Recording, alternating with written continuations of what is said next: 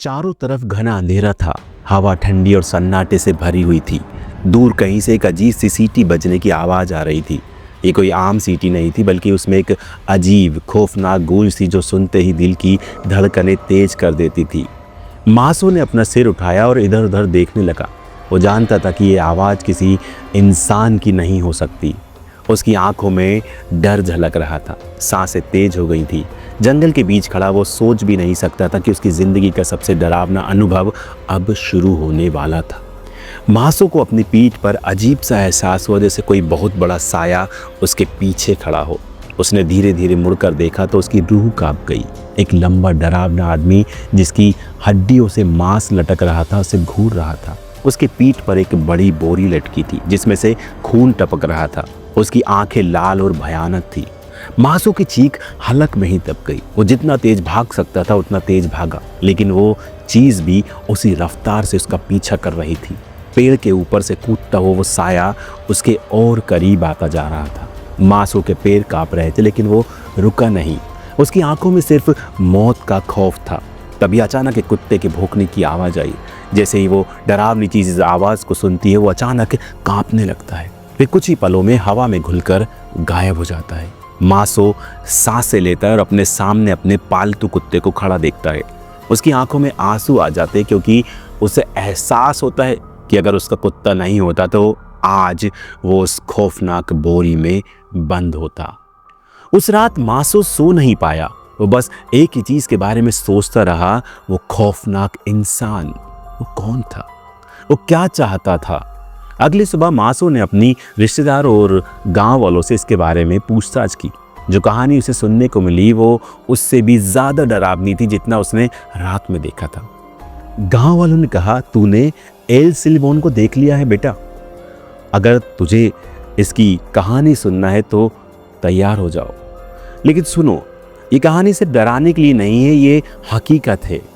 18वीं सदी में एक बिगड़े लड़का अपने माता पिता और दादा दादी के साथ इस इलाके में रहता था। वो इकलौता बेटा था, इसलिए उसकी हर बात मानी जाती थी।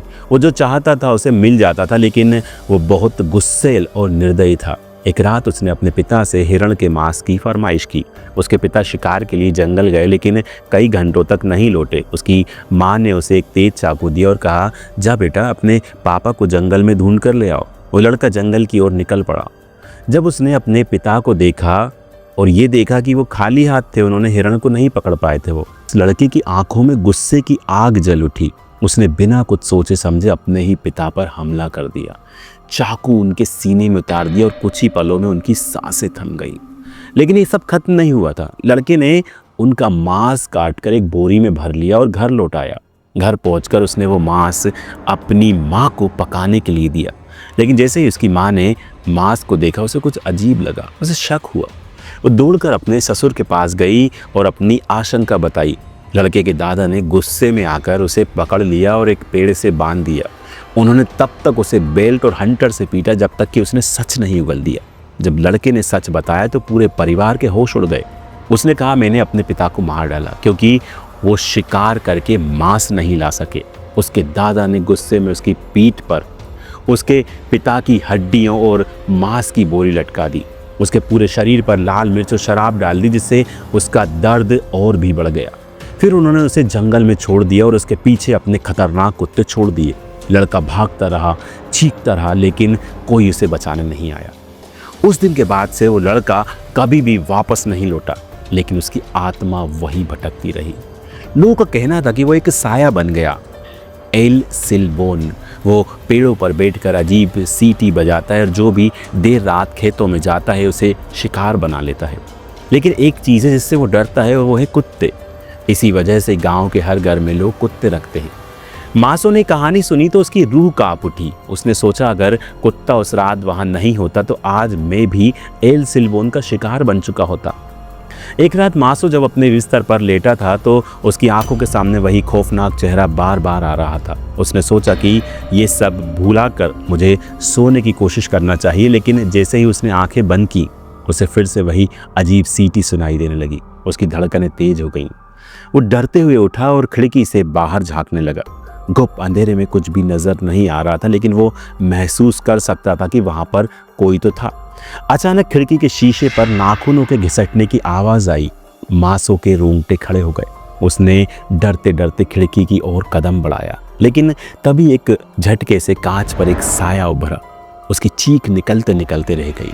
वो पीछे हटा, लेकिन तभी दरवाजे पर जोर का धमाका हुआ। किसी ने पूरी ताकत से दरवाज़ा पीटा था। मासो के हाथ पे ठंडे पड़ गए। उसने कांपते हुए अपनी माँ और पिता को आवाज़ लगाई, लेकिन कोई भी जवाब नहीं आया। ऐसा लग रहा था जैसे पूरा घर किसी गहरे सन्नाटे में डूब चुका था। अचानक दरवाजे अपने आप खुल गए। बाहर कोई नहीं था, लेकिन ठंडी हवा का एक झोंका अंदर आया और कमरे की लाइट्स झपकने लगी। उसने सोचा कि वो भागकर अपने माता पिता के कमरे में जाएगा, लेकिन जैसे ही उसने दरवाजे की ओर कदम बढ़ाया, उसके कानों में किसी के फुसफुसाने की आवाज़ आई, तुम बच नहीं सकते। मासो के पैरों तले ज़मीन खिसक गई। उसने दरवाजे की ओर देखा। वहाँ वही लंबा साया खड़ा हुआ था। लाल चमकती आंखें, हड्डियों से झूलता मांस और पीठ पर वही भयानक बोरी। उसकी सीटी की आवाज़ अब और भी डरावनी लग रही थी, जैसे किसी मरे हुए आदमी की चीख हवा में घुल रही हो। मासो ने हिम्मत जुटाई और दौड़कर घर से बाहर भागा, लेकिन जैसे ही वो दरवाजे के पार निकला, उसे महसूस हुआ कि वो अब अपने घर में नहीं था। वो किसी अजीब जगह पर खड़ा था। चारों तरफ सूखे टेढ़े मेढ़े पेड़, घनी धुंध और अजीब गंध। ऐसा लग रहा था जैसे वह जंगल के बीचों बीच आ चुका था। नहीं, ये कैसे हो सकता है? मासो बुदबुदाया। वो चारों तरफ देखने लगा, लेकिन वहाँ से बाहर निकलने का कोई भी रास्ता नहीं था। तभी उसने एक अजीब दृश्य देखा। सामने एक सूखे पेड़ के नीचे एक बूढ़ा आदमी बैठा था, जिसकी आंखें गहरी और काली थी। उसके हाथों में कुछ हड्डियाँ थीं, जिन्हें वो उंगलियों के बीच घुमा रहा था। आखिरकार तुम आ ही गए, बूढ़े आदमी ने कहा। कौन हो तुम? मासो की आवाज़ काँप रही थी। बूढ़ा आदमी मुस्कुराया, लेकिन उसकी मुस्कान में एक अजीब सा खौफ था। एल सिलबोन हमेशा उन्हीं को बुलाता है जो उसकी हरकतें जानने के लिए बहुत ज़्यादा जिद करते हैं, और तुमने गलती कर दी। मासो, तुमने उसे देख लिया और अब वो तुम्हें कभी नहीं छोड़ेगा। नहीं, मुझे जाने दो, मैं नहीं चाहता। मासो बहुत तेज चिल्लाया, लेकिन तभी उसने महसूस किया कि उसके नीचे की ज़मीन हिलने लगी है। वो नीचे देखने लगा तो उसने देखा कि वहाँ हड्डियाँ बिखरी थी, मानो सैकड़ों लोगों की हड्डियाँ वहाँ दफना दी गई हों। और फिर अंधेरे में एक परछाई उभरी। वही खौफनाक आत्मा एल सिलबोन। अब तुम भी मेरी बोरी में जाओगे। मासो ने अपने चारों ओर देखा और भागने की कोशिश की, लेकिन उसके पैर जमीन में जकड़ने लगे। उसे महसूस हो रहा था कि वो किसी अदृश्य ताकत में बंध चुका है। एल सिलबोन धीरे धीरे उसकी तरफ बढ़ रहा था। उसकी आंखों में वो लाल आग और भी ज़्यादा चमकने लगी थी। तभी अचानक कहीं से कुत्ते के भौंकने की आवाज़ें आने लगी। एल सिलबोन एक झटके में रुक गया। उसकी आंखों में डर झलकने लगा। मासो ने देखा कि एक बड़ा काला कुत्ता जंगल में दौड़ता हुआ आ रहा था। जैसे ही वो कुत्ता पास आया, एल सिलबोन चीखने लगा और उसकी काली धुंध हवा में घुलने लगी।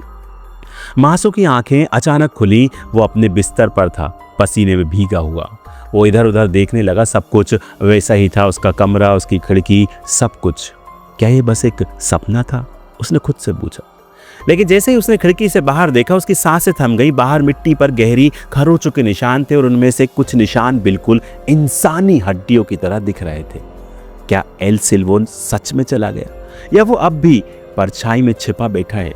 अगर आपको ये कहानी पसंद आई हो तो सब्सक्राइब करें वी स्टोरीज हॉरर को, और जुड़े हमारी डरावनी कहानियों की दुनिया में, जहां हर हफ्ते आपको मिलेगी ऐसी ही खौफनाक और रहस्यमयी कहानियाँ।